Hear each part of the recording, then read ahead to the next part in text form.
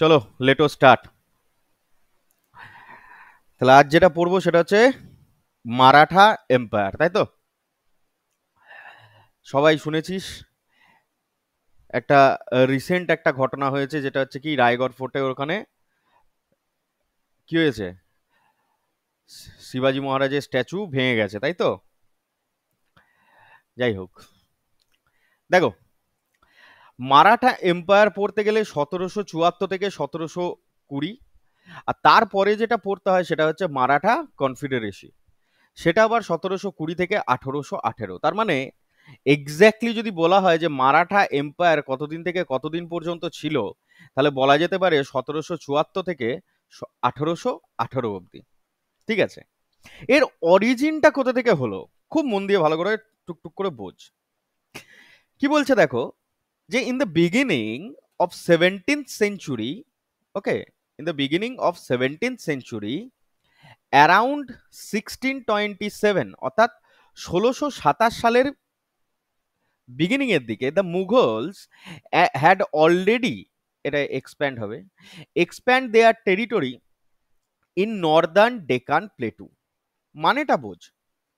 দেখ, মুঘল হোক, হ্যাঁ, বা তার আগে যারা ছিল দিল্লি সালতানাতের, হ্যাঁ, সবাই কি চেয়েছিল, দক্ষিণের দিকে, দক্ষিণের দিকে কি করতে চেয়েছিল, এক্সপ্যান্ড করতে চেয়েছিল। এই দক্ষিণের দিকে এক্সপ্যান্ড করার কারণ হচ্ছে চারিদিক থেকে কি হতো, ট্রেড। তিন দিকে কি রয়েছে, মানে সমুদ্র রয়েছে, এদিকে রয়েছে কি ওশিয়ান রয়েছে, ইন্ডিয়ান ওশিয়ান, এদিকে বে অফ বেঙ্গল রয়েছে, আর এদিকে রয়েছে অ্যারাবিয়ান সি। তাহলে ট্রেড সব জায়গা থেকে করা যেত। আর ট্রেড যদি করা যায় তাহলে কি হবে, ইকোনমিক্যাল ব্যালেন্স আসবে, আর ইকোনমিক্যাল ব্যালেন্স যখন গড়ে উঠবে তখন যে কোনো স্টেটের পক্ষে সেটা খুবই লাভজনক ব্যাপার। একটা রাজত্ব টিকিয়ে রাখতে পয়সা লাগে ভাই, পরিষ্কার কথা, টাকা লাগে। তো সাউথের দিকে বা ডেকানের দিকে এক্সপ্যান্ড করতে সবাই চেষ্টা করেছে, দিল্লি সালতানাত হোক বা মুঘলস হোক, যারাই আসুক, দিল্লিতে যারাই রাজত্ব করেছে তারা সবাই সাউথের দিকে অগ্রসর হওয়ার চেষ্টা করেছে। ঠিক আছে, এবার এই যে 1627, এটা তোমরা বলতে পারো শাহজাহানের টাইম। কার টাইম? শাহজাহানের টাইমে। এই শাহজাহানের টাইমে মুঘলরা এই উত্তর দিকটা, এই নর্দার্ন সাইডটা কিছু হলেও কি করতে মানে কিছুটা হলেও আর কি এক্সপ্যান্ড করতে, কি বলবো, সক্ষম হয় বাংলায় বললে। Hmm, the Deccan sultanate south also divided into 5 major sultanates after the battle of Talikota or Banihatti, বা ব্যাটেল অফ রাক্ষসথাল যেটাকে বলা হয় 1565-তে। কি হলো ঘটনাটা, না ব্যাটেল অফ টালিকোটা যখন হলো তখন বিজয়নগর এম্পায়ার কি হলো, কোলাপসড হলো অফিসিয়ালি, এবং সেটা 5টা ছোট ছোট কনফেডারেসিতে ভেঙে গেল। ঠিক আছে, এবার 5জন কনফেডারেসিতে 5টা টোটাল মাথা এলো। এই যে মাথাগুলো থাকবে তারাও তো আস্তে আস্তে এবার এক্সপ্যান্ড করার চেষ্টা করবে। আবার উল্টো দিকে সিনারিওটা ভাব, যে উল্টো দিক থেকে শাহজাহান বা মুঘল যারা রয়েছে তারাও দক্ষিণের দিকে অগ্রসর হচ্ছে। তাহলে কি দেখতে পাবো, এদেরও একটা এক্সপ্যানশন পলিসি থাকবে। বিজয়নগর এম্পায়ারটা ভেঙে যখন এরা তৈরি করলো 5টা হবে 5জন মিলে, তাদের একটা এক্সপ্যানশন পলিসি থাকবে। আবার উত্তর থেকে যারা আসছে তাদেরও একটা এক্সপ্যানশন পলিসি থাকবে। তাহলে দুজনার মোটিভ যদি এক হয়, আইদার দুজনকে কি করতে হবে, ট্রিটি সাইন করতে হবে অথবা লড়াই করতে হবে। হ্যাঁ কি না, এটুকু তো বুঝিস? দুজন যদি একদিকে এগিয়ে যায় তাহলে আইদার ট্রিটি সাইন হবে অথবা লড়াই হবে, একে অপরকে ক্যাপচার করবে। এই গল্প এবার কিন্তু চলতে থাকবে, মনে থাকবে। দেখো কি হচ্ছে, না দেখো সাউথ যে ডেকান, হ্যাঁ, দ্য সাউথ ডেকান সালতানাত মানে হচ্ছে যেটা অ্যাকচুয়ালি যেটা বিজয়নগর এম্পায়ার ছিল, সেটা 5টা ভাগে ভেঙে গেল। কি কি? আহমদনগর, বিজাপুর, বিদার, বেরার আর গোলকোন্ডা। কি কি মুখস্থ রাখবে একদম, আহমদনগর, বিজাপুর, বিদার, বেরার, গোলকোন্ডা, এই 5টা কনফেডারেসিতে ভাঙে। আহমদনগর চলে যায় কার হাতে, না মালিক নিজাম শাহ। বিজাপুর চলে যায় আদিল শাহের হাতে। বিদার চলে যায় কাশিম বারিদ। বেরার চলে যায় ফতুল্লাহ ইমাদুল মুলক। এবং গোলকোন্ডা চলে যায় কুতুব উল মুলক। পুরো একদম মুখস্থ রাখতে হবে ভাই, কিচ্ছু করার নেই এখানে। হুম, তাহলে 5টা মানে এক কথায় বলা যেতে পারে যে 5টা কনফেডারেসিতে ভাঙলো। কতগুলো সালে সেটা কি কি? না আহমদনগর, বিজাপুর, বিদার, বেরার আর গোলকোন্ডা। ম্যাপটাই দেখো একটুখানি। ম্যাপটায় যদি তোমরা দেখো, এইখানে রয়েছে দেখো এই যে, হ্যাঁ, এখানে এটাই না দেখে তোমরা এইখানে এসো। এই যে গোলকোন্ডা, হ্যাঁ, তারপরে এই যে বিজাপুর, বিজাপুর, গোলকোন্ডা, হ্যাঁ, তারপরে এই উপরে থাকবে বিদার, বেরার, এই যে এখানে রয়েছে বেরার, হ্যাঁ, তারপরে এই যে বাহারানপুর রয়েছে, খুব ইম্পর্টেন্ট একটা জায়গা আর কি, হ্যাঁ। তো এইভাবে 5টা কনফেডারেসিতে এরা কি হয়ে যাবে, আস্তে আস্তে ভাঙতে থাকবে। এবার এই 5টা কনফেডারেসিতে যদি ভেঙে যায়, এবার দেখতে পাচ্ছ 3 দিকেই সমুদ্র রয়েছে। প্রত্যেকে যারা এখানে মাথার হেড থাকবে, এখানকার যারা মাথার হেড, তারাও কি চাইবে যে আমরাও না আস্তে আস্তে করে এক্সপ্যান্ড করি, আইদার উত্তর দিকে করি অথবা জলপথে ব্যবসা করি, যাই করি। আর উল্টো দিক থেকে এই ওপর দিক থেকে যারা দিল্লিতে রয়েছে, তারা কি চাইবে যে আমরা দক্ষিণের দিকে এগিয়ে যাই। তো এই মতো সময় এই 5টা যে ভাগ হলো, এই মতো সময় হলোটা কি দেখো। এই যে মারাঠার উদ্ভবটা হচ্ছে কোথা থেকে, না মারাঠারা আর কিছুই না, আমাদেরকে যে বাঙালি বলে, আমরা কেন বেঙ্গলি, হুই আর মানে আমরা আমরা বেঙ্গলি বলে পরিচিত বা বাঙালি বলে পরিচিত কেন, না আমরা আমরা বাংলা ভাষায় কথা বলি। আমরা কি করি, বাংলা ভাষায় কথা বলি, তাই না? তাহলে এই মারাঠারাও ছিল এরকম, যারা ছিল মারাঠি স্পিকিং পিজেন্ট ওয়ারিয়ার্স। ঠিক আছে, মানে এরা ওয়ারিয়ার ছিল, কিন্তু তার সাথে সাথে এরা ছিল পিজেন্ট। হুম, চাষিও ছিল, তার সাথে সাথে এরা ওয়ারিয়ারও ছিল। ইনহ্যাবিটিং দ্য ওয়েস্টার্ন প্লেটু। হ্যাঁ, ওয়েস্টার্ন প্লেটুর দিকে বলতে পারো যে এই ওয়েস্টার্ন ঘাটের দিকেই, এক কথায় বলতে গেলে এই ওয়েস্টার্ন ঘাটের দিকেই, হ্যাঁ, এই ওয়েস্টার্ন ঘাটের দিকেই ওরা কি ছিল, সবাই থাকতো আর কি। হ্যাঁ, বেশ দাদা, বুঝলাম। এরপরে they initially served in Bijapur and Ahmednagar sultanate as commander in chiefs and mansabdar. এবার দেখো, যদি কারুর মধ্যে ক্যাপাবিলিটি থাকে, তাহলে তাকে একটা পোস্ট দেওয়াটা অসম্ভব কিছু নয়। এদেরকে বলছে এরা হচ্ছে মারাঠি স্পিকিং ছিল, কারা পিজেন্ট ছিল, আবার তারপরে ওয়ারিয়ারও ছিল। তাহলে এরকম ক্যাপাবিলিটি যদি কারুর থেকে থাকে, তাহলে তাদেরকে পোস্ট, একটা পোস্ট, অ্যাডমিনিস্ট্রেটিভ পোস্ট, সেটা না দেওয়াটার কোনো মানে ব্যাপার নেই আর কি, হ্যাঁ, দেয়া যেতেই পারে। তো এমতো অবস্থায় এই যে এরা কোথায় সার্ভিস দিত, বিজাপুর আর আহমদনগরের দিকে, আহমদনগর সালতানাতের দিকে, as commander in chiefs and mansabdar. এই মনসবদারদের কাজ ছিল কি, না কিছুটা পরিমাণ জমিয়ারা থাকতো, জমিয়ারা নিত। হুম, এই জমিতে ওরা শুল্ক টুল্ক বা ট্যাক্স ফ্যাক্স এগুলো সব কালেক্ট করতো, দিয়ে যারা হেড ছিল তাদেরকে পাঠিয়ে দিত। মানে এই ধরো বিজাপুর আর আহমদনগরের যারা রুলার রয়েছে, হ্যাঁ, তাদেরকে পাঠিয়ে দিল। যখন যুদ্ধ হতো তখন এরা সৈন্য দিয়ে সাহায্য করবে, এরা লড়াই করবে। তো এই হচ্ছে ব্যাপার। এবং এরাই যারা মনসবদার ছিল, তারা আবার এক একজন কি ছিল, কমান্ডার ইন চিফস, মানে হচ্ছে সেনাপতি টাইপের লোক। তো আমরা দেখলাম যে এরকম যদি ছোট ছোট কনফেডারেসিতে এরা ভেঙে যায়, যেমন হচ্ছে আমরা এখানে দেখলাম 5টা কনফেডারেসিতে যে ভেঙে গেল, হ্যাঁ, তো এই 5টা কনফেডারেসির মধ্যে এখানে দেখলাম কি, যে মারাঠারা কি করছে, সার্ভ করছে, মারাঠারা অ্যাজ এ সার্ভিস। এবার এবার মারাঠারাও তো অনেক ছিল, অনেক জায়গায় কি হতো, ক্ল্যান তৈরি হতো, ক্ল্যান। আমরা প্রায় কি বলবো 712 থেকে পড়ে আসছি ক্ল্যান, ছোট ছোট গোষ্ঠী। তো সেরকমই একটা মারাঠা স্পিকিং ক্ল্যান ছিল কি, ভোসলে ক্ল্যান। ভোসলে ক্ল্যান, এই ভোসলে ক্ল্যানটা খুবই ইম্পর্টেন্ট এবং পাওয়ারফুল। কেন, না পরবর্তীকালে এইখান থেকেই বেরুবে কে, ছত্রপতি শিবাজি মহারাজ। কিভাবে দেখো, শাহজি ভোসলে, এই ভদ্রলোকের নাম তোমাদের জানতে হবে। একে, না father of Shahaji Bhosle was general Maloji Bhosle. তার মানেটা কি, না দাদা, প্রথম তুমি বললে যে শাহজি ভোসলে, এই শাহজি ভোসলের যে বাবা, সে আবার কে, মালোজি ভোসলে। ঠিক আছে, এই শাহজি ভোসলের ছেলেই আসবে কে, শিবাজি। আমি একবারে কনক্লুশনে যাচ্ছি, কনক্লুশন না করে আস্তে আস্তে পড়ি। যে father of Shahaji Bhosle was general of Maloji, was general Maloji Bhosle. ওর বাবাও কি ছিল, শাহজি ভোসলের বাবাও ছিল কে, একজন army general. General Maloji Bhosle was Ahmednagar sultanate and jagirdar of Pune and Supe district. দেখো, মহারাষ্ট্রের দুটো ডিস্ট্রিক্ট, একটা হচ্ছে পুনে আর একটা হচ্ছে সুপে। এই মহারাষ্ট্রের দুটো ডিস্ট্রিক্টের জাইগিরদার ছিল। জাইগিরদার টাইপের মানে হচ্ছে one type of zamindar, one type of zamindar হিসাবে বুঝে নাও।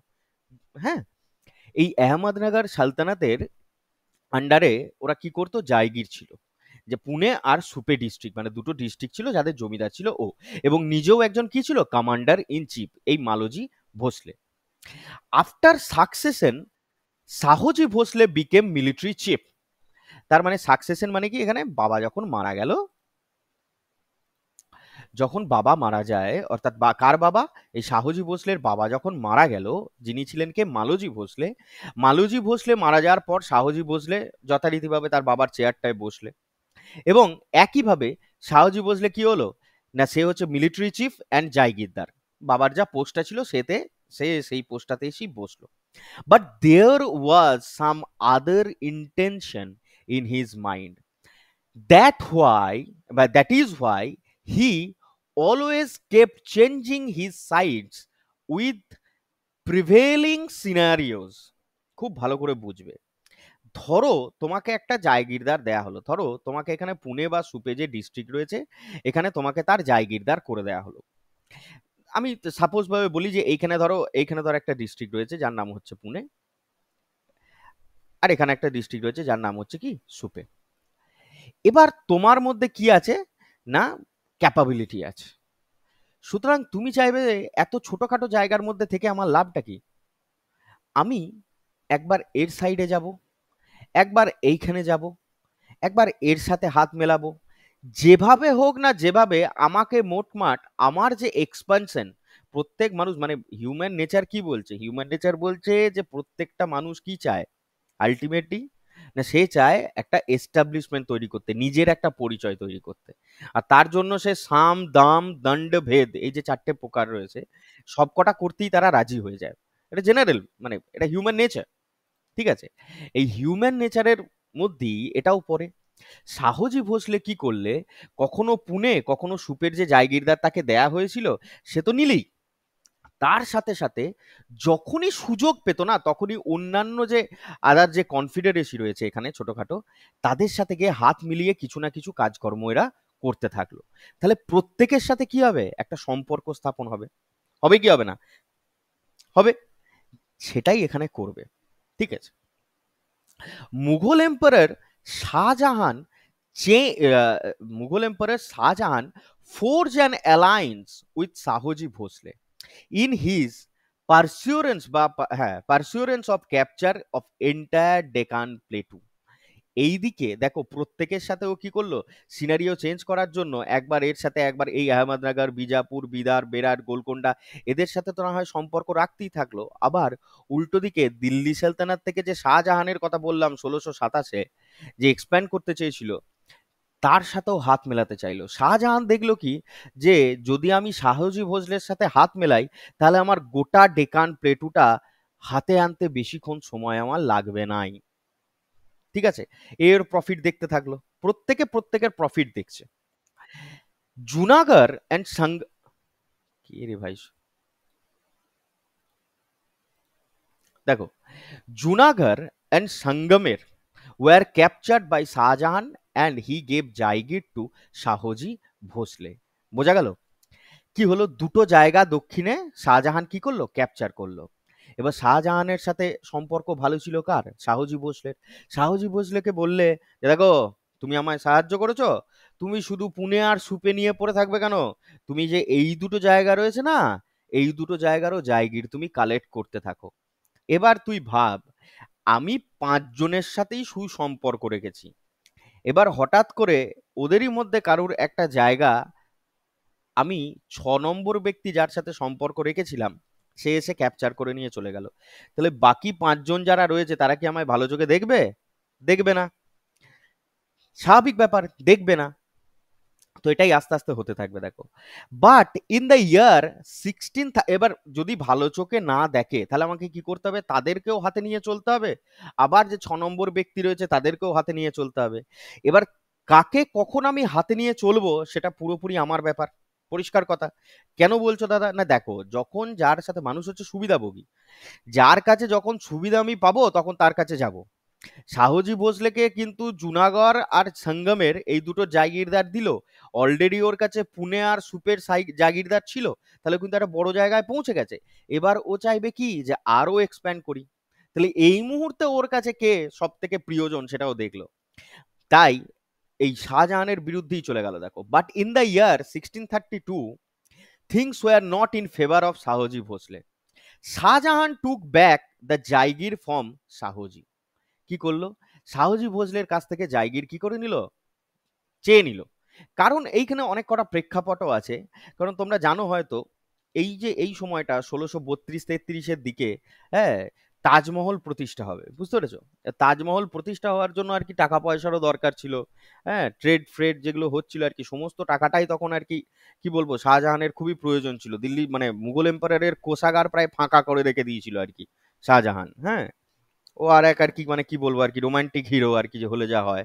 হুম। তো এমতো অবস্থায় টাকা পয়সারও দরকার ছিল। তার উপরে শাহজি ভোসলের যে সময়ে সময়ে যে একবার এর কাছে একবার ওর কাছে এই যে যাওয়াটা, সেটা কি আর কেউ বুঝছিল না? সবাই বুঝতে পারছিল। তো সেজন্য কি করলো, 1632-এর দিকে ওর কাছ থেকে জায়গিরটা নিয়ে নিল। এবার যেই জায়গির নিয়ে নিলে শাহজি ভোসলেও ছেড়ে দেবে? ছেড়ে দেবে না। সঙ্গে সঙ্গে as a response Shahaji rejoined Bijapur sultanate. তাহলে আবার বিজাপুর সালতানাতের সাথে গিয়ে কি করে নিল? জয়েন করে নিল। বিজাপুর সালতানাতের সাথে কি করলো? জয়েন করে নিল নিজেকে, দিয়ে অ্যাটাক করে দিল and took control over Pune and Supe districts again. তাহলে জায়গির যে ওর কাছ থেকে কেড়ে নিয়েছিল, এই গাবিছে কোথায় চলে গেল রে?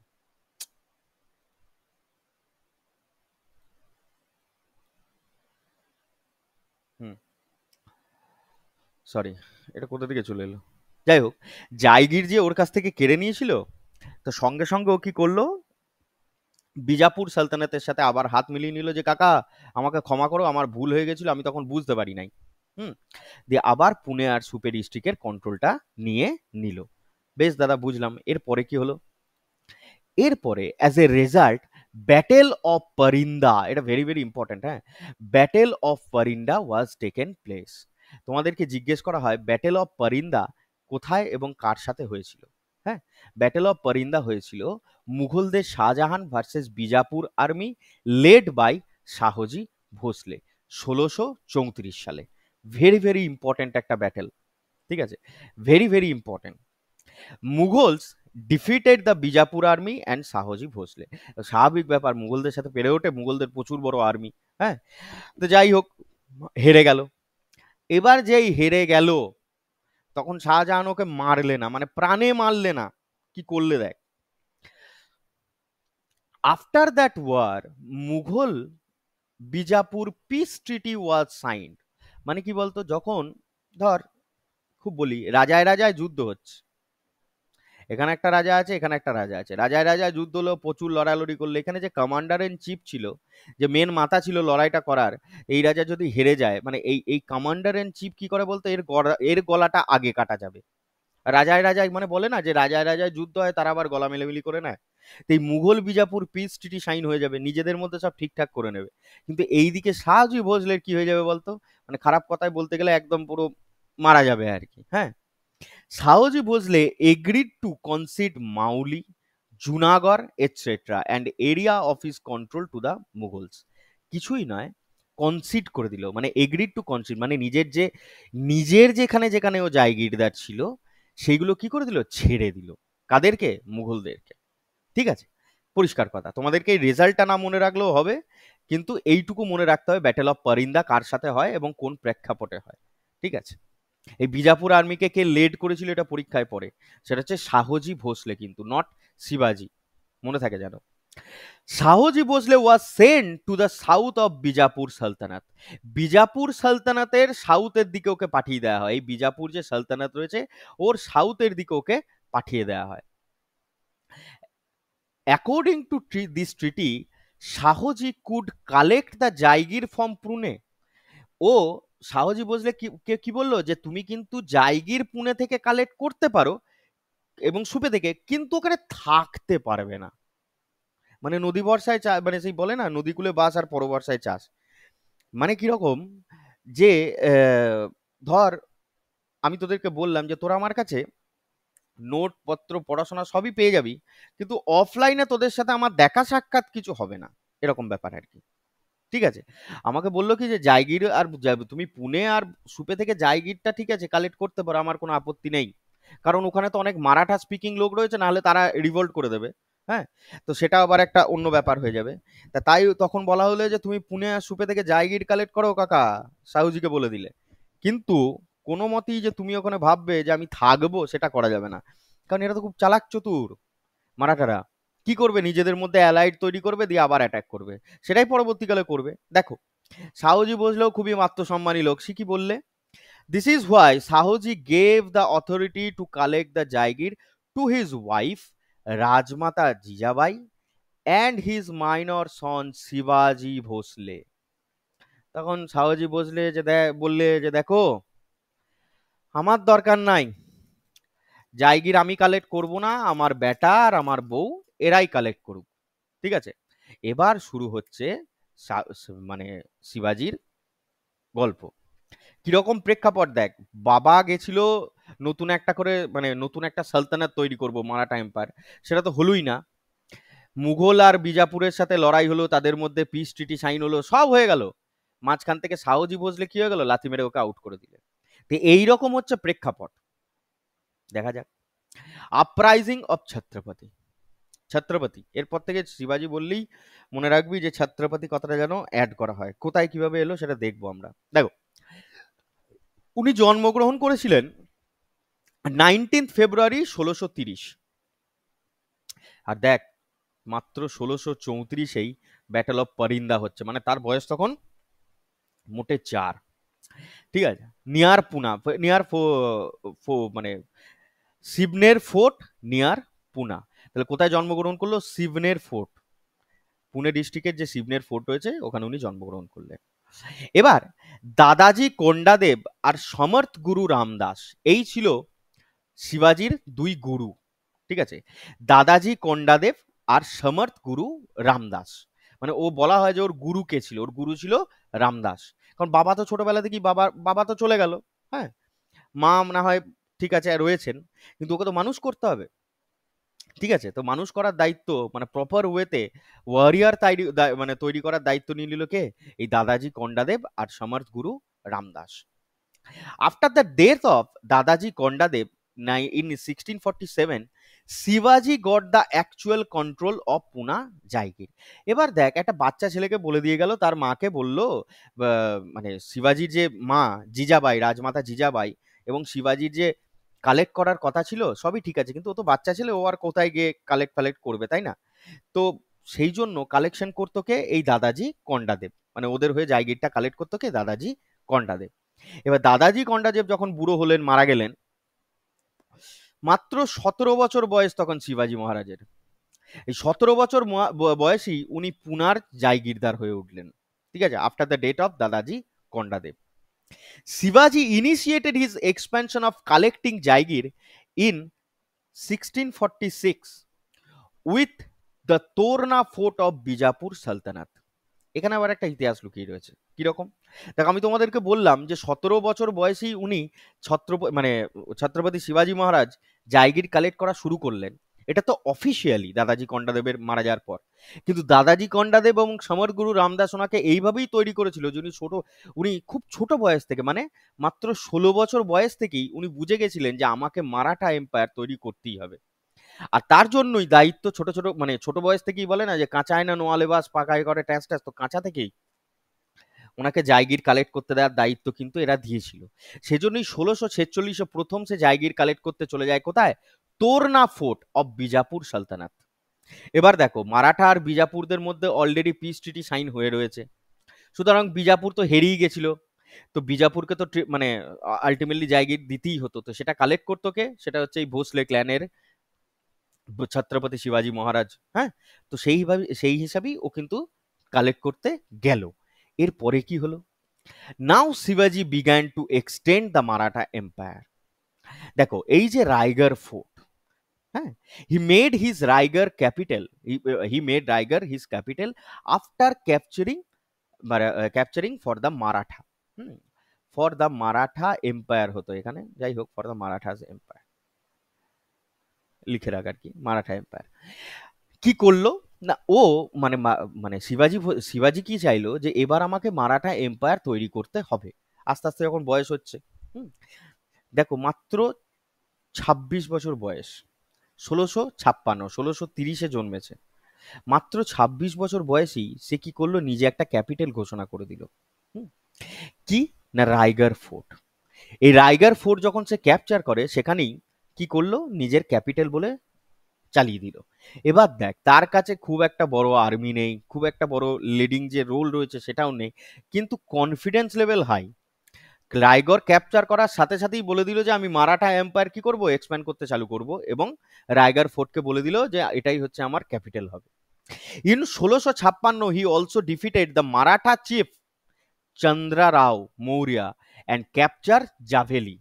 নিজেদের মধ্যেই লড়াই। মারাঠাদের সবাই যে চেয়েছিল মারাঠা এম্পায়ার তৈরি করবে তা তো নয়, তাদের মধ্যেই একজন ছিল কে, চন্দ্রা রাও। তো এই চন্দ্রা রাও একটুখানি টোল ছিল আর কি। এবার মারাঠারা, মেন কথা, মারাঠাদেরকে একত্রিত করতে হবে, নাহলে মারাঠা এম্পায়ার গড়ে উঠবে কি করে। তো সেই জন্য ওই মারাঠা চিফ যে চন্দ্রা রাও রয়েছে তাকেও কি করলো, হাঁটিয়ে দিল নিজের পথ থেকে, দিয়ে জাভেলি বলে যে জায়গাটা ছিল সেটাকে ক্যাপচার করে দিল। এই জাভেলি পোর্টটা খুব ইম্পর্টেন্ট কেন না, দ্য ইম্পর্টেন্স অফ উইনিং ওয়াজ শিবাজি, the important of this winning ওয়াজ শিবাজি became undisputed master of Malwa region, the west part of Pune. The sea trade was taken under control of Shivaji. মানেটা কি দাদা? মানেটা আর কিছুই নয়, এমন একটা জায়গা, জাভেলি বলে জায়গাটা হচ্ছে এমন একটা জায়গা, এই যে এইটা হচ্ছে জাভেলি। এই জাভেলি যখন সে ক্যাপচার করে নিল, এই জাভেলি ক্যাপচার করার পর সে কি করলো, এই গোটা যে পোর্ট রয়েছে না এদিক থেকে এত দূর পর্যন্ত, এই গোটা পোর্টের আনডিসপিউটেড কি হয়ে গেল, রুলার হয়ে গেল। বোঝা গেল? কেন না, গোটা যে কোস্ট লাইনটা রয়েছে ওর আন্ডারে চলে এলো ওয়েস্টের। এবার এখান থেকেও কি করতে পারবে, ট্রেড করতে পারবে, সৈন্য টৈন্য যা খুশি। এই দিকে তখন আর কি ভালো ভালো আফগানি ঘোড়া টোড়া সব পাওয়া যেত, তো দিক থেকে ট্রেড করতে পারবে, যাই হোক একটা ইকোনমিক্যাল ব্যালেন্স তৈরি করবে, কারণ লড়াই করার জন্য টাকার দরকার। তো সেই জন্য বলা হয় কি, আনডিসপিউটেড কিং তৈরি হলো। এবার এরপরেই ওকে দেখবি বলা হবে ফাদার অফ ইন্ডিয়ান নেভি। দেখ, he didn't stop there, further extended his empire to southwards by capturing Satara and Konkan strip and many regions of Bijapur sultanate. এই জন্যই দেখালাম, ছবিটা ভালো করে বোঝো। এই বিজাপুর সালতানাত, এই যে কোঙ্কন দ্বীপ এখান থেকে চালু হচ্ছে, তো এই বিজাপুর সালতানাতের অনেকটা এরিয়ার মধ্যে দিয়ে কি করে দিল, নিজেকে এক্সটেন্ড করে দিল। শুধু এইখানেই যে মাত্র এইখানে থেমে যাবো আর কি, সেটা করলে হবে না। এই যে কোঙ্কন রয়েছে, কোঙ্কনের সবই ক্যাপচার করতে শুরু করলো, তারপর আস্তে আস্তে বিজাপুরের দিকেও ঢুকতে শুরু করলো। এবার বিজাপুরের দিকে যখন ঢুকতে শুরু করলো, বিজাপুরের রাজা ছেড়ে দেবে? ছেড়ে দেবে না। সঙ্গে এর বারবারন্ত দেখ, বারবারন্ত দেখবে যে শিবাজি মহারাজের তখন প্রচুর বারবারন্ত, যে ভাই তুই আমার টেরিটরিতে ঢুকে পড়ছিস, সব জায়গায় করে যাচ্ছিস। তখনই একটা ঘটনা ঘটবে, বিজাপুর সালতানাতের সাথে একটা ঘটনা ঘটবে। দেখো, ব্যাটেল অফ প্রতাপগড় 1569। কি হবে না, the Bijapur sultanate was not happy with the expansion policy of শিবাজি। স্বাভাবিক ব্যাপার, হ্যাপি হবে না। The then ruler of Bijapur, Adil Shah second, Adil Shah II sent his base commander and noble Afzal Khan, নাম শুনেছিস সবাই, আফজল খান। এই আফজল খানকে তখন পাঠাবে শিবাজিকে রুখতে, টু হল্ট শিবাজিস expansion and to kill him. স্বাভাবিক ব্যাপার, বিজাপুরের সালতানাতের ভেতর ঢুকে পড়ছে, যা খুশি তাই করে বেড়াচ্ছে, ওকে ছেড়ে দেবে? ছেড়ে দেবে না। তাই আফজল খানকে পাঠাবে। আফজল খান কার কমান্ডার ছিল, মানে নোবেল ছিল, মন্ত্রী ছিল এক কথায়। সে হচ্ছে Adil Shah second of Bijapur sultanate. আর খুব ডেঞ্জারাস লোক ছিল এই Afzal Khan. Afzal Khan with his 10,000 soldiers attack in Pratapgarh fort in Satara and capture it. তাহলে সাতারাতে যে প্রতাপগড় পোর্ট ছিল সেটাকে কি করলো, ক্যাপচার করে নিল, 10,000 সৈন্য নিয়ে চলে গেল। এবার এইখানে বলা হয় যে আফজল খানের সাথে যে আমাদের শিবাজি মহারাজের যে ব্যাটেল, সেটা নিয়ে অনেক রকম ন্যারেটিভ আছে। তাদের মধ্যে বেস্ট যে ন্যারেটিভ সেটা আমরা পড়বো এখানে। হ্যাঁ, বেস্ট ন্যারেটিভ কি বলছে, according to one narrative, Afzal Khan invited শিবাজি ফর পিস টক। শিবাজি মহারাজকে পিস টকের জন্য ডেকে পাঠায়, কিন্তু শিবাজি তো চালাক লোক। শিবাজি was very much aware of cunning Afzal. আফজলের যে কানিং যে চিন্তা ভাবনা, সেটা সম্পর্কে কিন্তু শিবাজি ধরতে পেরে গেছিল। দ্যাটস ওয়াই শিবাজি put fourth of pre condition of unarmed troops in this meeting. শিবাজি বললো আমরা দেখা করতে রাজি আছি কাকা, কিন্তু দুই তরফেই কিন্তু কোনো সৈন্যর মধ্যে হাতিয়ার থাকবে না, অর্থাৎ উইদাউট, তুমি যদি কি বলবো, হাতিয়ারের বাংলা কি আরে, অস্ত্র নাকি, হ্যাঁ, উইদাউট অস্ত্র ছাড়া তুমি যদি আসতে পারো তাহলে এসো মিটিং করতে, আমার কোনো আপত্তি নেই। হ্যাঁ, আফজাল খান বললো কোনো ব্যাপার নেই। আফজাল খানকে বলা হতো নাকি সেই দু হাতের মধ্যে আর কি মাথাটাকে নিয়ে আর কি, মানে এক এক কথায় বলতে গেলে বগল দাবা করে মেরে দিত মানুষকে আর কি, বুঝলি তো, বিশাল লম্বা চওড়া লোক। আর শিবাজি মহারাজ 5 ফুট 5.5 ফুটের লোক, 5.5 ফুট এরকম, হ্যাঁ।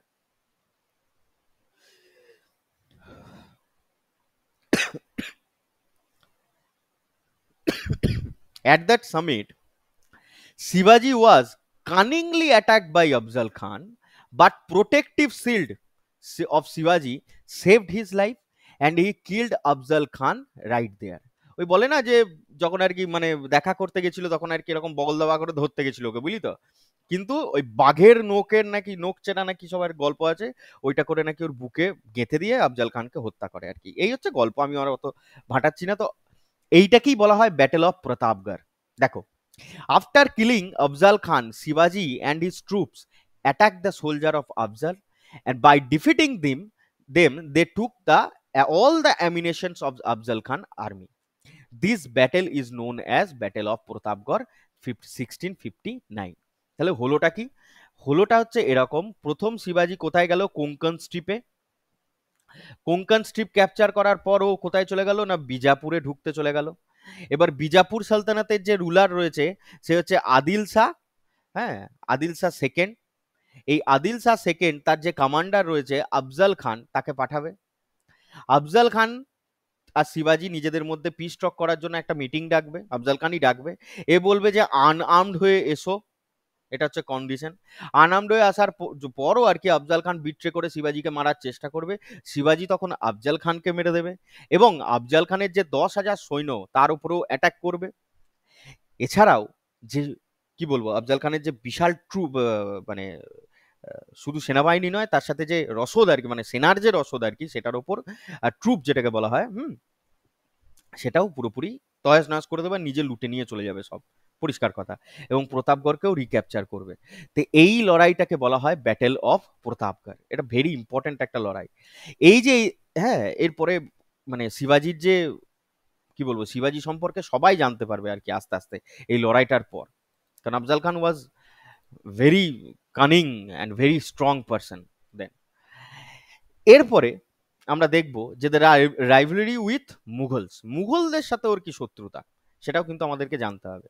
দেখো, এই এক্সপানশন পলিসি শুধুমাত্র মানে বিজাপুরকে যে তহস করেছিল তা নয়, মুঘলদেরকেও কিন্তু ছাড়ে নাই।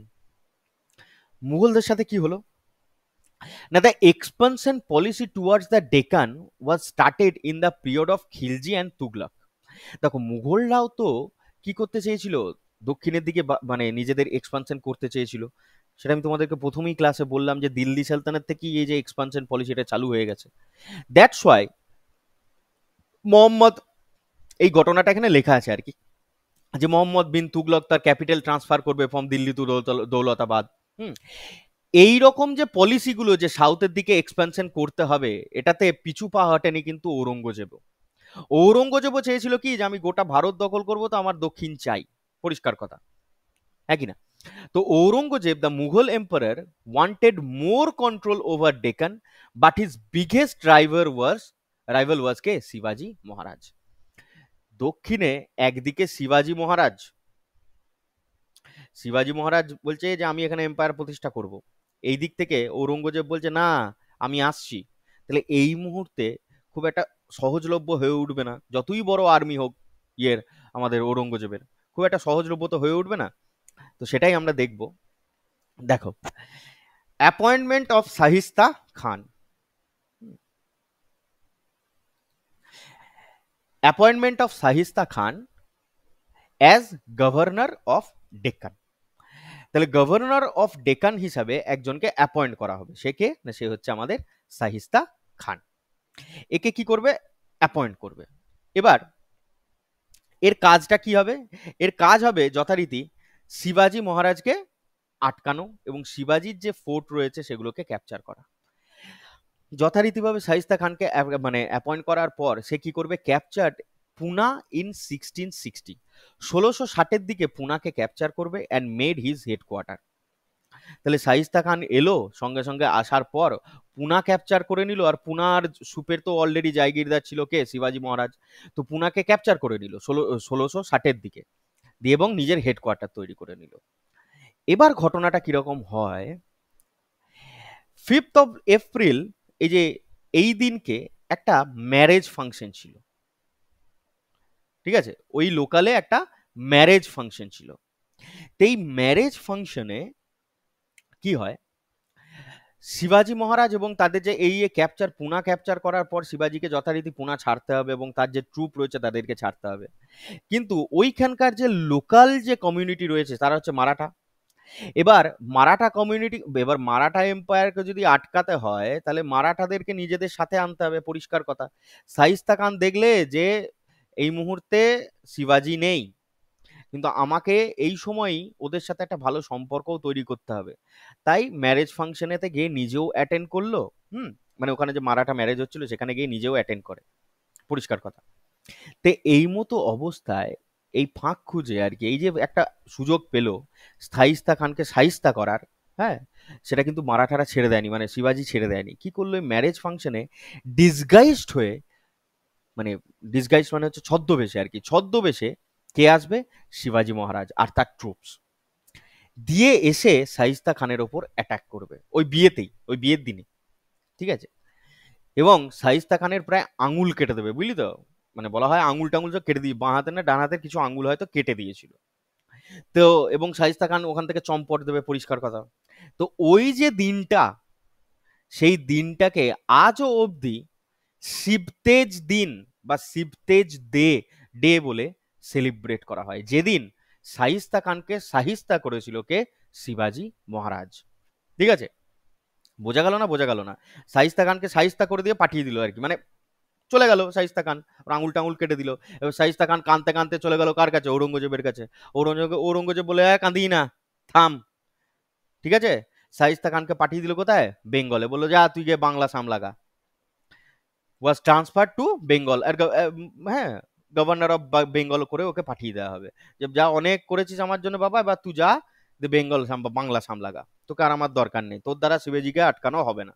তো এই যে দিনটা খুব ইম্পর্টেন্ট, 5th of April 1663 আজও পালন করা হয়, সেটা হচ্ছে কি, শিবতেজ ডে অর শিবতেজ দিন হিসাবে, যেদিনকে শাইস্তা খানকে মুঘল, সরি, আমাদের শিবাজি ছত্রপতি শিবাজি মহারাজ শাইস্তা করেছিল আর কি। এবার মুঘলদের চোখে আরো ঠেকবেও। দেখো, in 1665 Mughal attack again under the leadership of Rana Jai Singh first.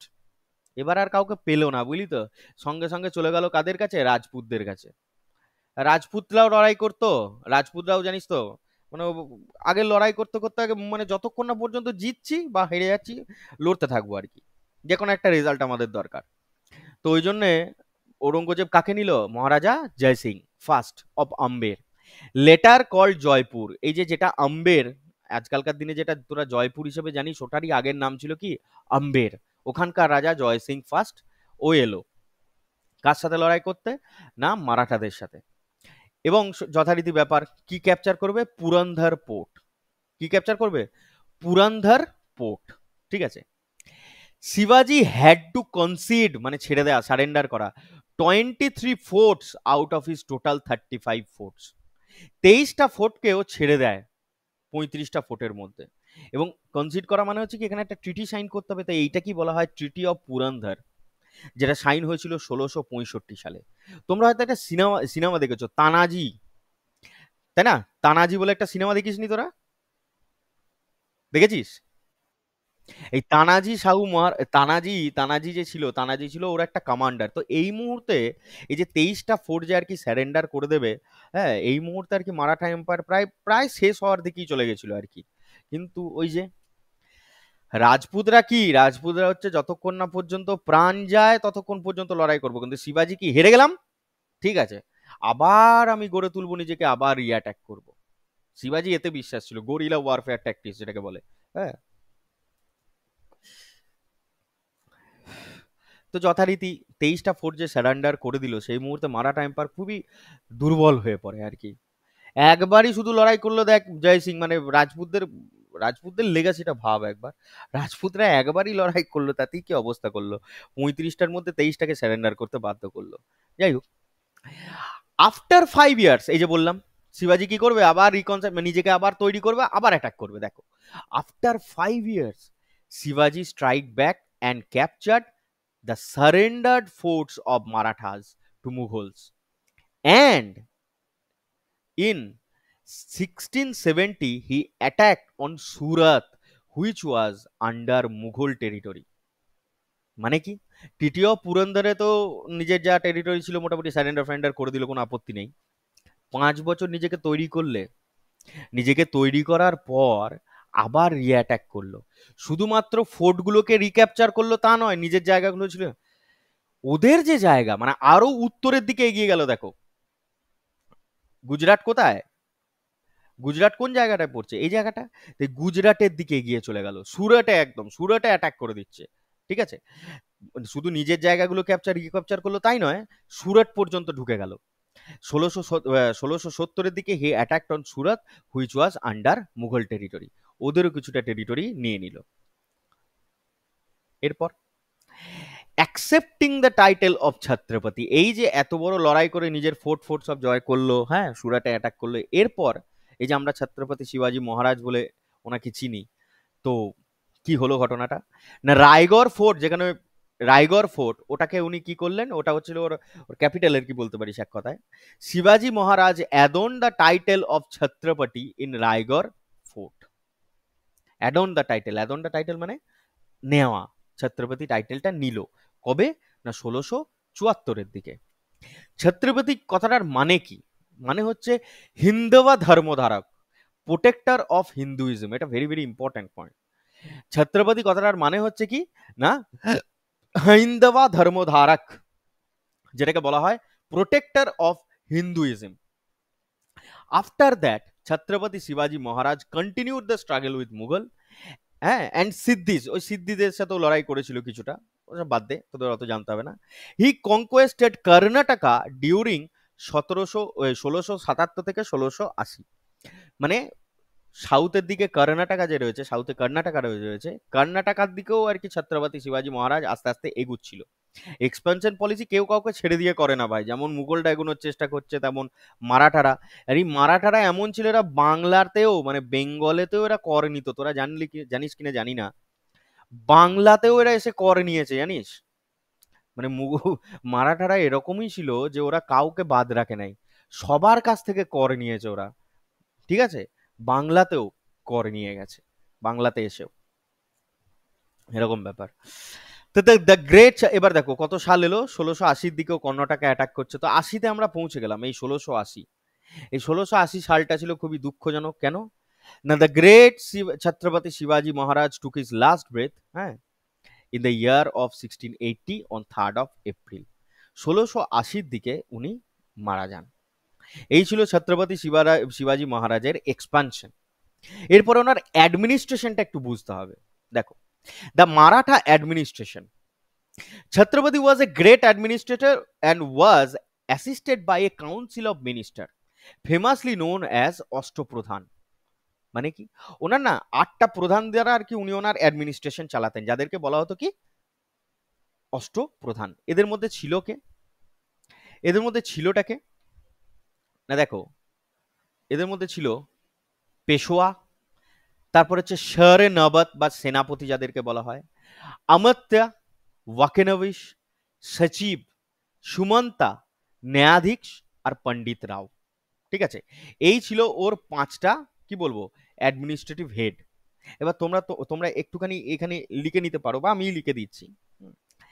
এই পেশোয়ারা কারা ছিল না, পেশোয়ারা ছিল এরা হচ্ছে head of council of minister, head of, আচ্ছা আমি একটা স্লাইড মার্চ করে এখানে লিখে দিই, খুব ভালো হবে, তাহলে কে কি ছিল সেটা একটু জানতে হবে তোমাদেরকে। ওকে, লিখে দিই, পেশোয়ারা কে ছিল না, পেশোয়া যাদেরকে বলা হয় এরা ছিল head of council of ministers, মানে প্রধানমন্ত্রী টাইপের বা মন্ত্রী টাইপের ব্যাপার আর কি। তারপরে শর ই নওয়াত বা সেনাপতি, এটার বলার দরকার নেই, সেনাপতি বা কমান্ডার ইন চিফস, ঠিক আছে, মিলিটারি জেনারেল যাদেরকে বলা হয়। এরপরে আমরা দেখলাম আমাত্যা, এদিকে বলা হয় অ্যাকাউন্ট জেনারেল, মানে পয়সা, টাকা পয়সার হিসাব রাখতো। ওয়াকেনভিস, হ্যাঁ ওয়াকেনভিস, একে না ওয়াকেনভিস হচ্ছে, এটা হচ্ছে ইন্টেলিজেন্স, হ্যাঁ intelligence, post and house hold affairs, মানে বিভিন্ন ধরনের যে ভেতরের যে জিনিসপত্রগুলো চলছে সেগুলোকে ওদেরকে দেখতে হতো এই ওয়াকেনভিস যারা ছিল। সচিব, এই সচিব কারা ছিল? এই সচিব ছিল যারা হচ্ছে কোরসপন্ডেন্স, যারা ছিল কোরেসপন্ডেন্স। কোরেসপন্ডেন্সের বাংলা কি বলবো রে, তোর একটু বল। হ্যাঁ হ্যাঁ, পরিপ্রেক্ষিতে তো এখানে হয়, মানে বাংলাটা অন্যরকম আর কি, মানে এরা করেসপন্ডার ছিল আর কি, মানে কি বলবো, একে অপরের সাথে করেসপন্ডেন্ট করতো আর কি ওই সময়কার। হ্যাঁ, হ্যাঁ, ওর কন্টেম্পোরারি আর কি, ওটা কন্টেম্পোরারি। এটা হচ্ছে এরকম ব্যাপার যে বাকি যে আশেপাশের যে লোকগুলো রয়েছে না তাদের সাথে আর কি সচিবরা কি করতো, কানেক্ট করতো আর কি। হুম, আশেপাশে যারা রাজারা রয়েছে তাদের সাথে। সুমান্তা, এই সুমান্তা যারা ছিল তারা ছিল, এরা হচ্ছে master of ceremony, master of ceremony, বিভিন্ন অনুষ্ঠান ফনুষ্ঠান হলে এরা সব দেখতো। আর ন্যায়াধীশ, এটা খুব ইম্পর্টেন্ট একটা পোস্ট, ন্যায়াধীশ। এই ন্যায়াধীশ যারা ছিল এরা ছিল জাজ বা চিফ ম্যাজিস্ট্রেট, হ্যাঁ।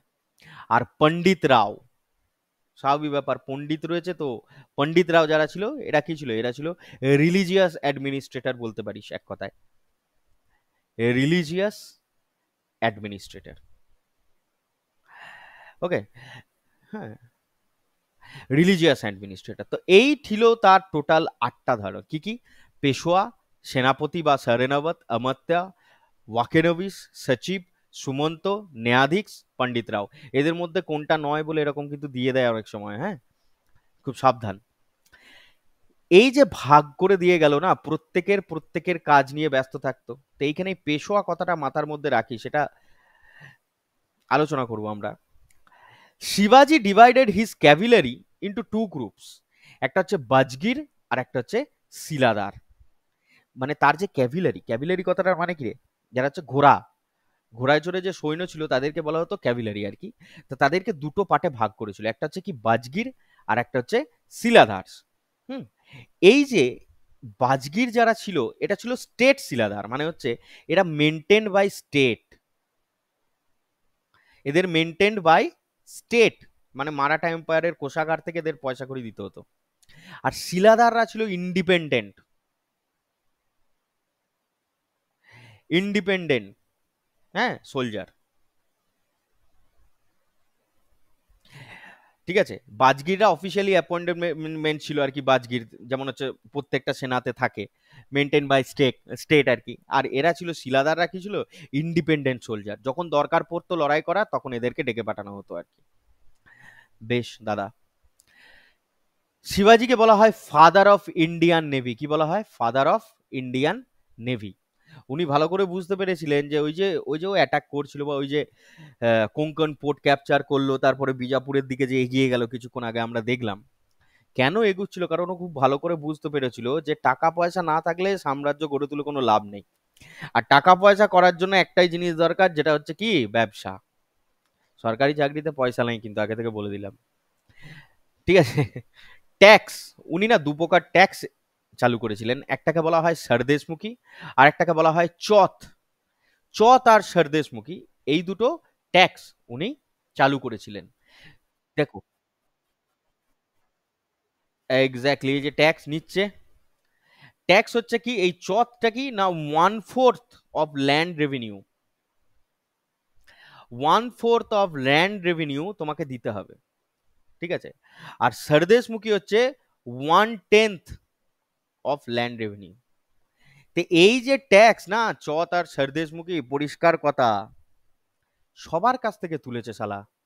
মানে মারাঠারা এতটাই ডেঞ্জারাস ছিল এবং এতটাই ক্যাপাবল ওয়ারিয়ার বলতে পারিস, সবার কাছ থেকে ট্যাক্স নিয়েছে। মানে কি বলতো, দরজা গড়ায় সৈন্য নিয়ে দাঁড়িয়ে পড়তো, হয় ট্যাক্স দে নাহলে লড়াই করে, এরকম হচ্ছে ব্যাপার। বেশি ত্যান্ডায় ম্যান্ডায় করলেই কিন্তু ব্যাস কেটে দেবো, ঠিক আছে।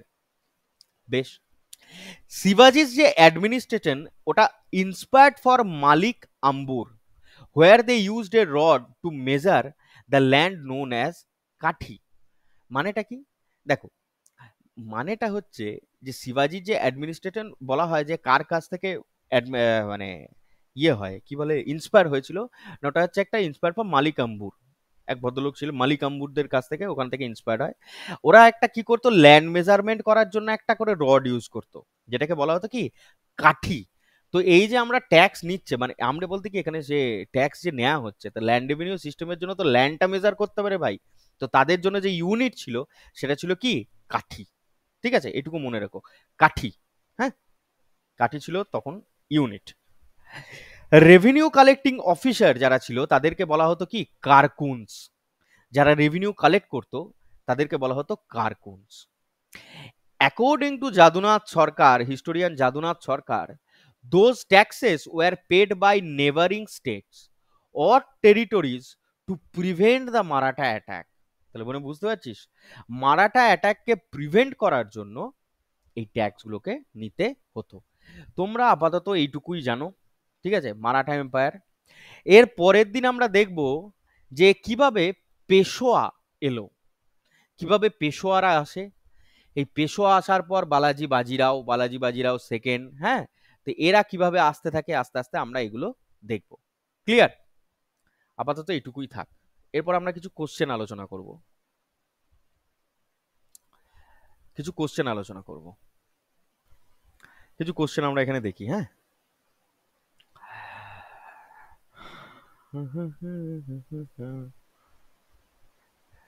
বল সমু, প্রথম কোশ্চেনটা কি হবে?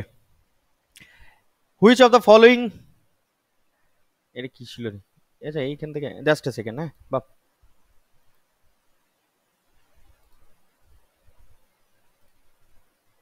বল which of the following Indian island lies in the Bay of Bengal, কোনটা?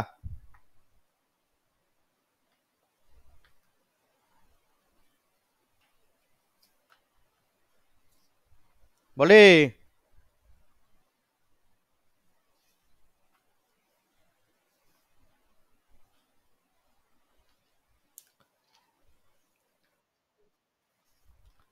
বে অফ বেঙ্গলে আন্দামান আর নিকোবর, ভুলে গেছি মানে, বলিস কি রে? আন্দামান আর নিকোবর, এ আবার ভোলার কি আছে রে? তারপরে এখান থেকে আর কিছু রিলেটেড, কনফিউজ তো আমি কেন, কনফিউজ সবাই করাবে, ইন্টারভিউ বোর্ডে যাবি যখন তখন সব কনফিউজ করাবে। ও তাই? কনফিউজ না করলে কনফিডেন্স আসবে কোথা থেকে? কনফিউশন থেকেই তো কনফিডেন্স আসে বাবা। আচ্ছা, ঠিক আছে,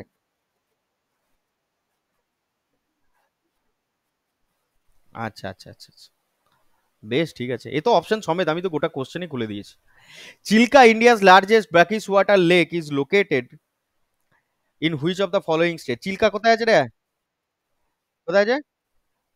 ওড়িশাতে আছে নাকি? ওড়িশা কোথায় আছে? ওড়িশা 1 নম্বরে। আচ্ছা তাই হোক, 1 নম্বর। এবার একটু এগিয়ে যাই এদিকে। The airport Authority of India was founded, বলো।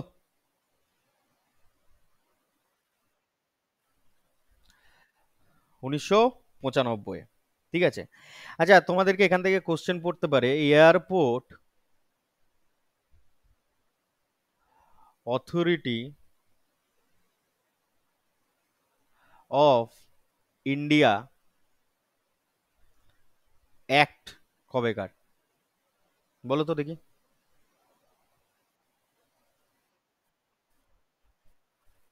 1994। ঠিক আছে। এবং এটা প্রতিষ্ঠা হয় কবে? না, এয়ারপোর্ট অথরিটি অফ ইন্ডিয়া প্রতিষ্ঠা হয় 1 এপ্রিল ফুল ডে এর দিন 1995 সালে। ঠিক আছে। Which of the following is known as Everest of Maharashtra? বলো তো।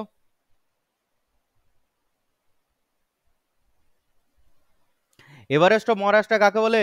আফুর? কলসুবাইকে বলে? বলিস কি রে? তাই বলে? আচ্ছা, কলসুবাইকে বলে। বেশ। আচ্ছা, এখানে একটা, এখানে যে ইয়েগুলো রয়েছে, আরো যে পিক গুলো রয়েছে, সেগুলো কোথায় আছে? এই পিকটা কোথায় আছে রে? বা দাদা, ওটা তো নোটে ছিল না। এটা সাতপুরা? এটা হচ্ছে সাতপুরা, ভেরি গুড। সাতপুরা কোথায়? মধ্যপ্রদেশ। মধ্যপ্রদেশের সাতপুরায় আছে। Very good. পরে এটা অপশনে দেয়। তারপরে এটা তো ওয়েস্টার্ন ঘাটের, এটা ওয়েস্টার্ন ঘাটে আছে, হ্যাঁ। আর পরেশনাথ? ছোট নাগপুর। আচ্ছা, ছোট নাগপুর প্লেটুকে কোন নদী দুভাগে ভাগ করেছে রে? দামোদর। জিজ্ঞেস করছিস? Which district of Rajasthan has the largest area under forest? Udaipur. হ্যাঁ, ওটা দামোদর হবে অবশ্যই। বেশ। পরের question. Which of the following of form earliest?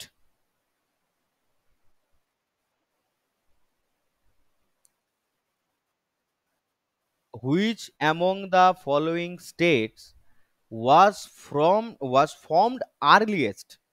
Answer কি হবে? হ্যাঁ।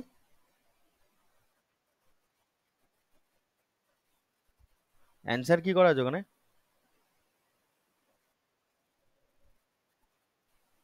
অন্ধ্রপ্রদেশ করা আছে? বলিস কি রে? ভাষার ভিত্তিতে অন্ধ্রপ্রদেশ, আচ্ছা, which of the following states was formed earliest? ও, আর্লিয়েস্ট, আচ্ছা আচ্ছা আচ্ছা আচ্ছা। আর যদি বলে নিউয়েস্ট? নিউয়েস্ট? তেলেঙ্গানা। কত সালে প্রতিষ্ঠা হয়? 2014 সালে। হরিয়ানা কবে প্রতিষ্ঠা হয় বাবারা? বা নাগাল্যান্ডই বা কবে প্রতিষ্ঠা হয়? হ্যাঁ, দাদা কি করে জানবো? 1963 নাগাল্যান্ড, 1966 হরিয়ানা। পরের question. The northern plains were formed in the deposits of?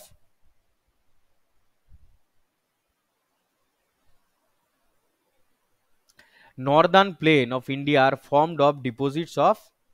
খাতা পেন দেখে অ্যান্সার দিবি নাকি? Alluvial soil. অ্যালুভিয়াল সয়েল নাকি? অ্যালুভিয়াল সয়েল কোথা থেকে আসে?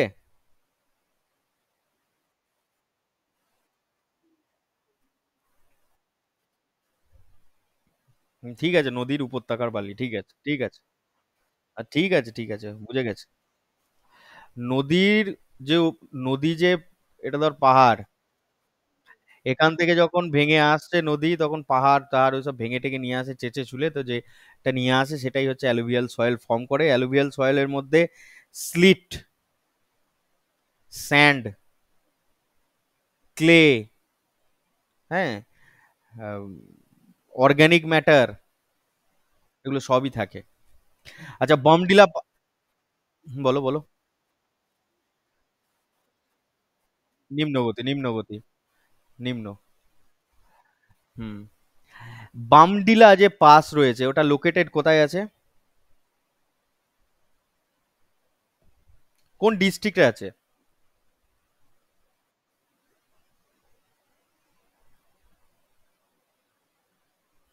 Which district?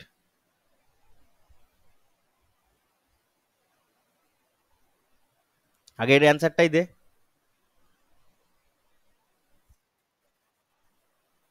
অরুণাচল প্রদেশের তাওয়াং ডিস্ট্রিক্টে আছে। কোথায় আছে? তাওয়াং ডিস্ট্রিক্ট। বেশ। Tropic of cancer not passes through. Not passes through, আচ্ছা কার কার উপর দিয়ে যায় আমাকে বলে দাও তো বাপ, তারপরে তো not passes through.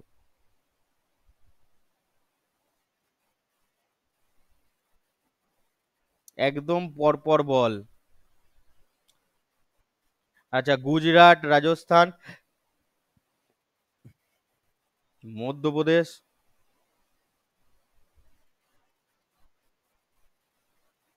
Jharkhand, West Bengal,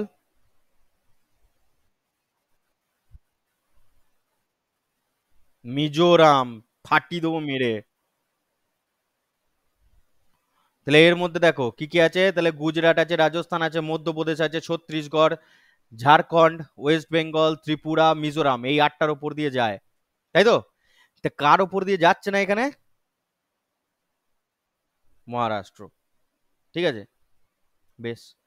formation of soil is known as, এর পেডোজেনেসিস বলা হয়, ঠিক আছে? পেডোজেনেসিস। বোঝা গেল? তার পরের question, which of the district Rajasthan Mewali breed of buffalo goat and found? বলো। In which districts of Rajasthan is the Mewati breed of cattle? এরকম কোশ্চেন দিয়ে দিলে কি করবি রে? আলওয়ার, ভরতপুর, ঢোলপুর। ঠিক আছে। Which is the general name of middle most layer of earth? বাহ, ভেরি গুড, বলো।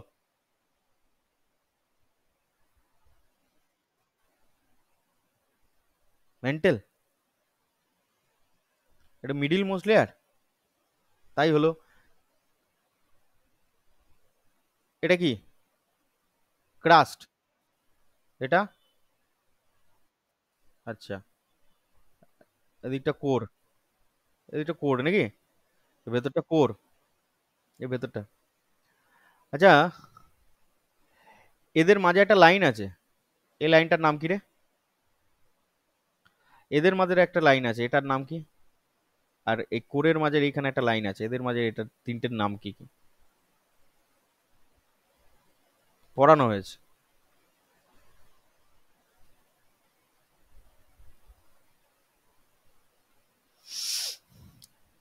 এটা আপার ক্রাস্ট, এটা লোয়ার ক্রাস্ট, এই মাঝের লাইনটা কি?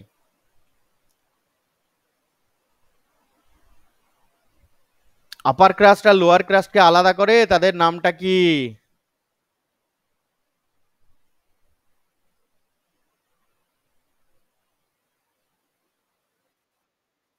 তাই না? যাদের পড়ানো হয়েছে তারা কি করছে? এটা তোদেরকে শিখিয়েছিলাম না, CMR, গুড লিডার্স।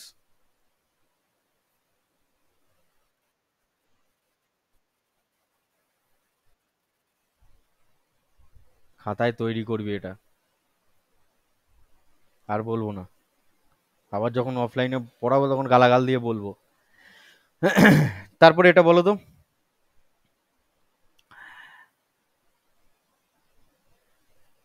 13টা বল।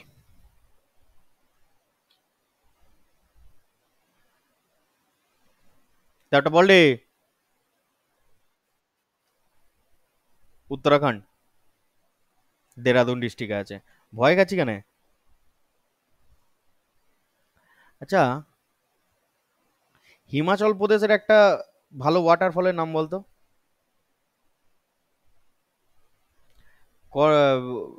আচ্ছা, হ্যাঁ, বল। যোগিনী ওয়াটারফল, হ্যাঁ, অপশনে দেয়। বেশ, ঠিক আছে। Choliya falls in Kota district of Rajasthan are formed of which water? Very very important question এসএসসির। চম্বল নদীতে, ভেরি গুড, চম্বল। বীর সাভারকার ইন্টারন্যাশনাল এয়ারপোর্ট কোথায় রয়েছে? আন্দামান, তাই হোক। আচ্ছা, আন্দামান নিকোবর আইল্যান্ডের ক্যাপিটাল? হ্যাঁ, পোর্ট ব্লেয়ার, ভেরি গুড।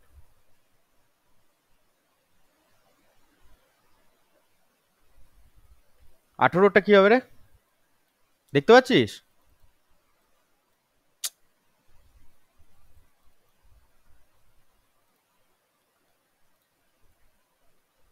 18 অ্যান্সারটা বলতো।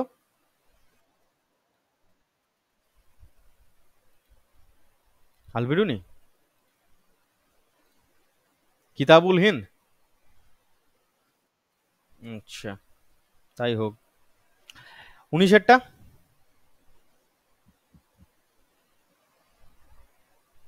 19এরটা, who defeated Rana Sanga in the battle of Khanwa? Babur. আচ্ছা, বাবরের 4টে লড়াই ছিল, নামগুলো কি কি?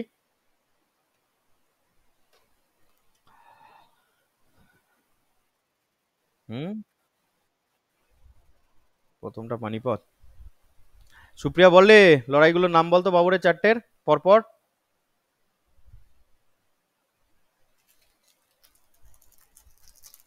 শুভজিৎ বল। সৌভিক বল। দুই সৌভিক কি বলছি, বাবরের লড়াইগুলোর নাম কি?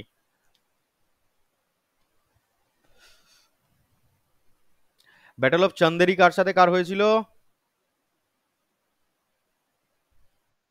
হুম, কত সালে হয়, কার সাথে কার হয়?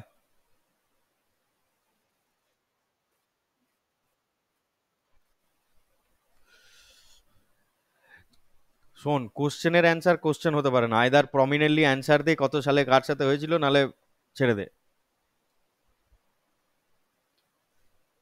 ব্যাটল অফ খানবা কার সাথে হয়েছিল?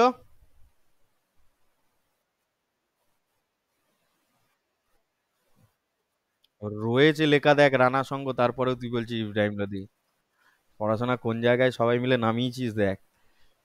হুইচ আর দ্য কাউন্সিলর মানে কেরালা রাজপুত রুলার হাইয়েস্ট মানে মানে সপ্তাহ, ঠিক আছে। The first battle of Panipat bro, who introduce market control system কে চালু করেছিল? কে? খিলজি। এটাকে বলতো, who among the following was the founder of Dravida Kazhagam, কাজাকিঙ্গাম যেটাকে বলা হয়, বা কাজাংঘাম। হুম, একজন দুজনই পড়াশোনা করছে। বেশ, তাই হোক। জাপানকে কি বলা হয়, land of? Land of midnight সান। বলিস কি রে? আচ্ছা, ভারতের সূর্যোদয়ের রাজ্য কাকে বলে ভারতে? হুম, আবার জিজ্ঞেস কোশ্চেন মার্ক, প্রমিনেন্টলি, ভয় খাবি না। ভুল বলাটাও একটা ইয়ে, কিন্তু এমন একটা ভুল বলে দিস না যে বাংলা বা বাংলা বলে দিস না, তাহলেই হচ্ছে। সুয়েজ ক্যানাল নাকি, two water bodies connected by Suez canal, কোনটা?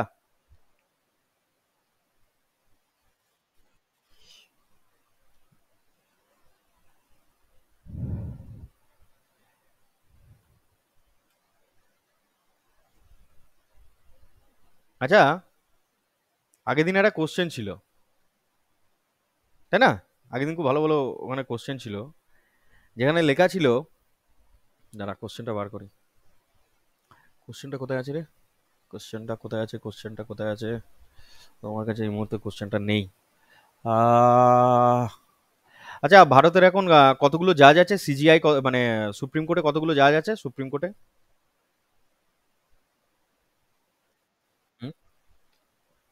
টোটাল 34টা, তাই তো? 33+1, এটা কত নম্বর অ্যামেন্ডমেন্ট, তুই থামবি, তুই বলবি না। এটা কততম অ্যামেন্ডমেন্ট অ্যাক্টের মাধ্যমে এটা 33+1 করা হয়?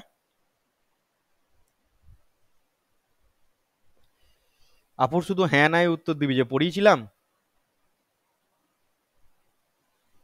আগের দিন বলেছিলাম।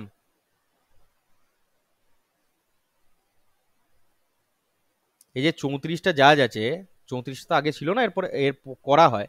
তো 33+1 এটা কততম অ্যামেন্ডমেন্ট অ্যাক্টের মাধ্যমে করা হয়? জানিস না, বেশ। আচ্ছা, কনস্টিটিউশনাল যে বেঞ্চ বসে সুপ্রিম কোর্টে, সেটা ন্যূনতম জাজের সংখ্যা কত হয়?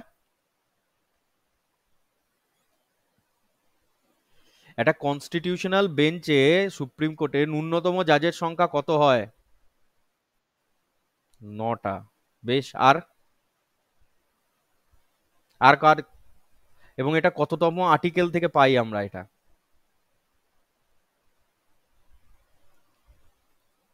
তোরা স্কুলে ভর্তি হবে বুঝলি, তোদেরকে ওই ছোট ছোট ছেলেদের মতোই পড়াতে হবে।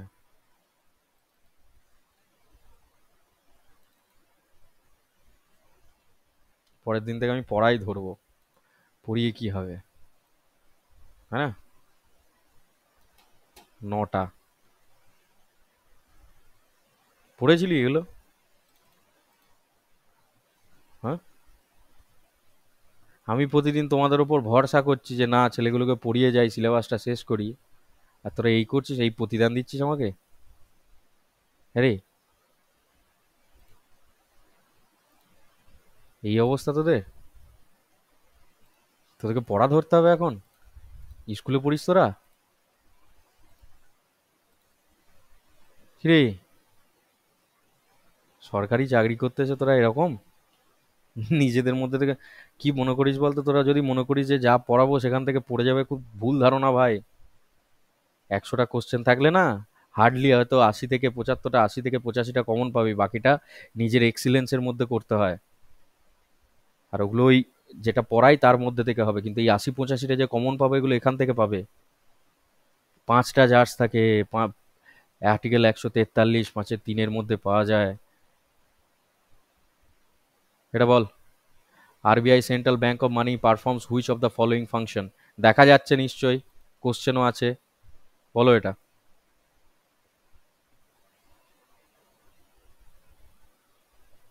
বলো। জানে না। NH2B lies between which two places? ও তো দেখে লাভ নাই, ও তো উত্তর করে দেয়া আছে।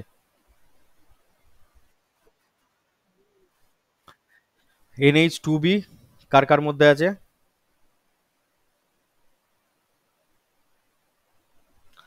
শর্টেস্ট NH কোথায় আছে?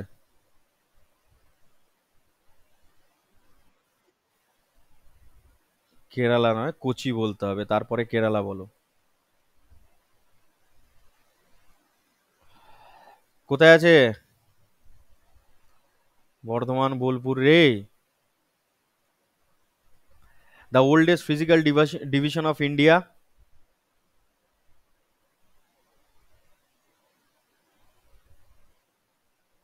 The oldest physical division of India Himalaya হবে? এটাকে বলা হয় নিউ ফোল্ড মাউন্টেন্স।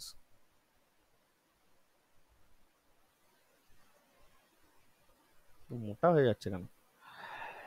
নর্দার প্লেট তো ওইভাবেই তৈরি হচ্ছে, পেনিনসুলার প্লেটুটা অনেকটা পুরনো।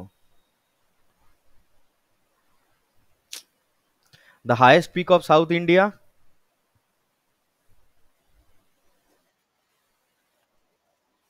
Anamudi.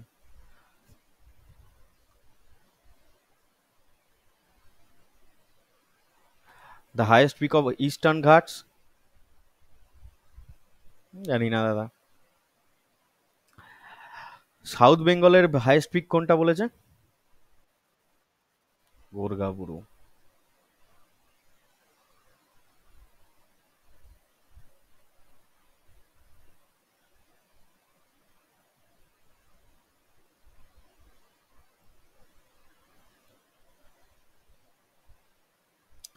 Which from the cities were build by emperor Ashoka? কোনটা হবে?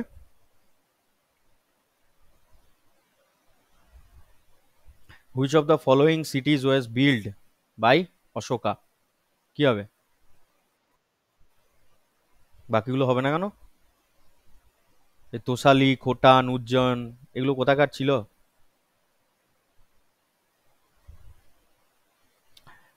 মহাজনপদ পড়েছি, মহাজনপদ।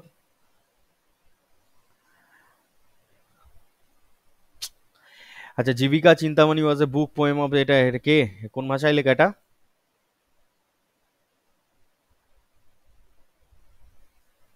তামিল। নিকোল দে কোন্টি কার আমলে এসেছিল? এরকমই পরীক্ষায় আসবে। বুক্কা।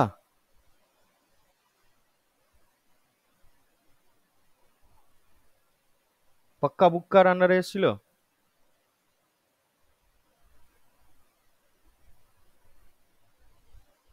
অ্যান্সার করে দেয়া নেই তোদের এখানে?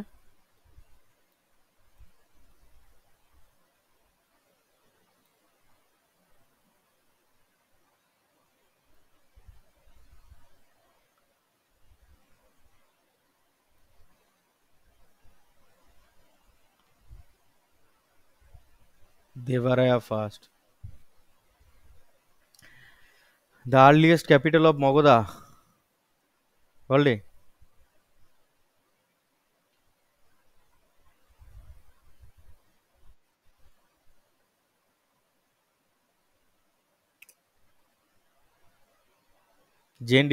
জেন যারা ছিল, ডিভোটিস ছিল, তাদেরকে কি বলা হতো? তীর্থঙ্কর নাকি? আচ্ছা, এই তীর্থঙ্করদের মধ্যে লাস্ট কে ছিল, লাস্ট তীর্থঙ্কর যেটাকে বলা হয়? কততম? 23 না 24? 23rd না 24th? কোনটা? লাস্ট আমি জেনে নিলাম, কততম?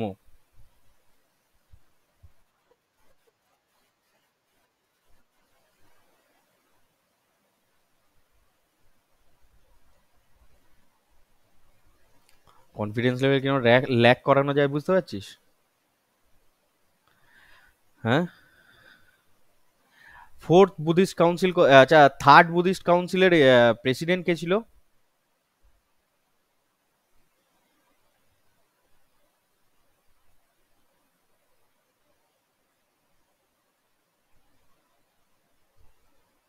Presided by?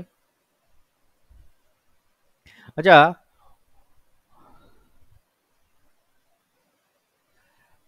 বিনয় পিটক কার লেখা? আর সুদ পিটক কার লেখা?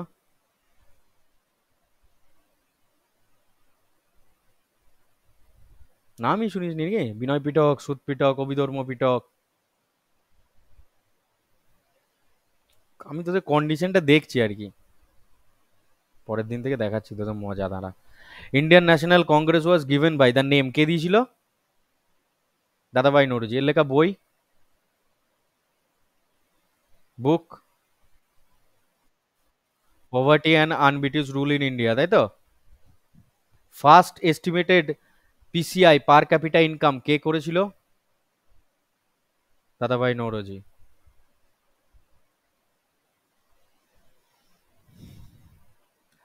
চালুক্য বাদামি, পুলাকেশন ফার্স্ট।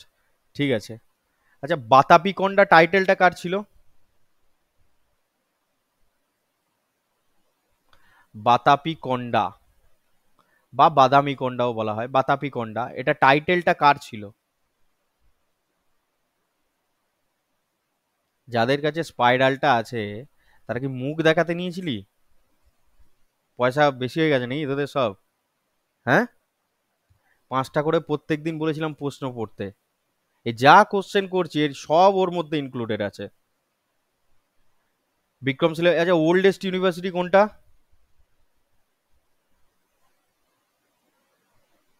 হ্যাঁ। ওল্ডেস্ট ইউনিভার্সিটি কোনটা? কোন তিনটে তোরা জানিস? বিক্রমশিলা, নালন্দা, আর একটা তক্ষশিলা। এদের মধ্যে ওল্ডেস্ট কোনটা? নালন্দা ওল্ডেস্ট?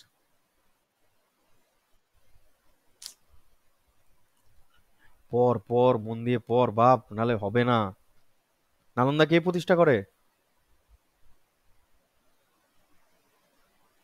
নালন্দা ইউনিভার্সিটি কে প্রতিষ্ঠা করে আর কে জ্বালায়? নালন্দা ইউনিভার্সিটিকে আর বিক্রমশিলা ইউনিভার্সিটিকে কে জ্বালিয়ে দিয়েছিল? কত সালে জ্বালায়? কত সালে জ্বালায়? 1300। ওসব গল্প অন্য জায়গায়। তক্ষশিলা হচ্ছে ওল্ডেস্ট। আমাকে সঙ্গে করে নিয়ে যাবি তোরা। ভাই ভার্চুয়াল ডায়ার কি কোথা থেকে? আচ্ছা, সেপারেট ইলেক্টোরেট। সেপারেট ইলেক্টোরেট কোন গভর্নমেন্ট অফ ইন্ডিয়া অ্যাক্টের মাধ্যমে চালু করা হয়? ডায়ার কি নয়? বল, বল, বল, বল। কোনটা 1919? ডায়ার কি 1919? বেশ, মেনে নিলাম। তাহলে সেপারেট ইলেক্টোরেটটা?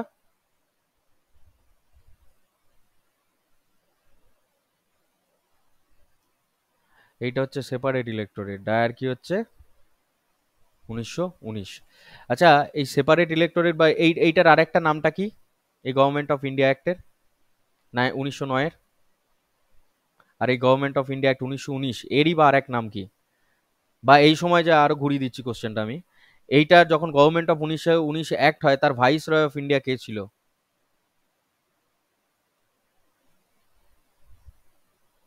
আর যখন ইন্ডিয়া অ্যাক্ট 1919 হয়, তখনই বা তার ভাইস রয় অফ ইন্ডিয়া কে ছিল?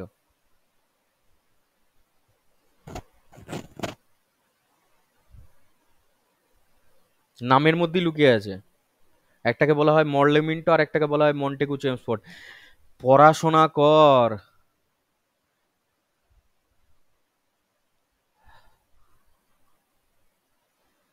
এটা কি বলেছে? Who said about the government of India act after the constitution 1935 because we thought the best way to hold India to this empire. এটা কে বলেছিল?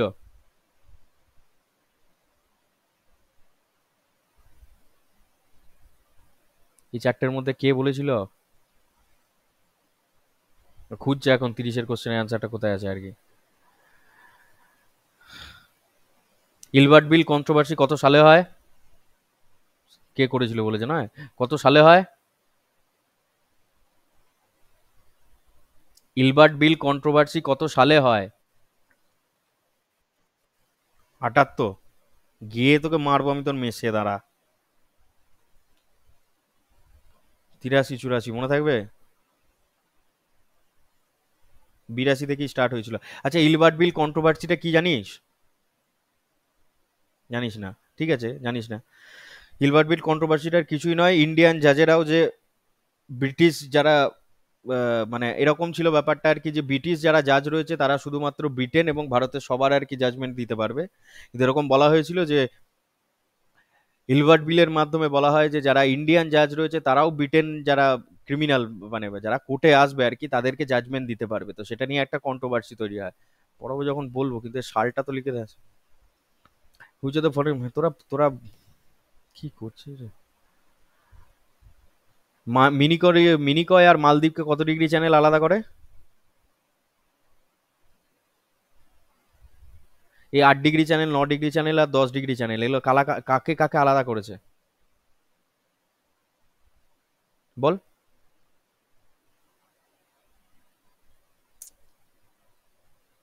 তোদেরকে ওই রকম করেই পড়াতে হবে, বুঝলি? পড়াশোনা হবে না আমার। পড় গেছে বাড়িতে, পরের দিন থেকে পড়া ধরবো আমি। তোদের এইভাবে পড়াশোনা হবে না। আমি ভাবলাম তোরা বাড়িতে পড়বি রে, সেই ভরসায় তোদেরকে আমি চ্যাপ্টার পড়াতে গেলাম। তোদেরকে তো এবার থেকে আমি 1-1.5 ঘন্টা তাহলে পড়াই ধরবো। 1-1.5 ঘন্টা পড়া ধরবো। হ্যাঁ। আর তারপরে হচ্ছে গিয়ে তোমাদেরকে চ্যাপ্টার পড়াতে হবে। আপাতত এই রেকর্ডটা বন্ধ করি, দাঁড়া।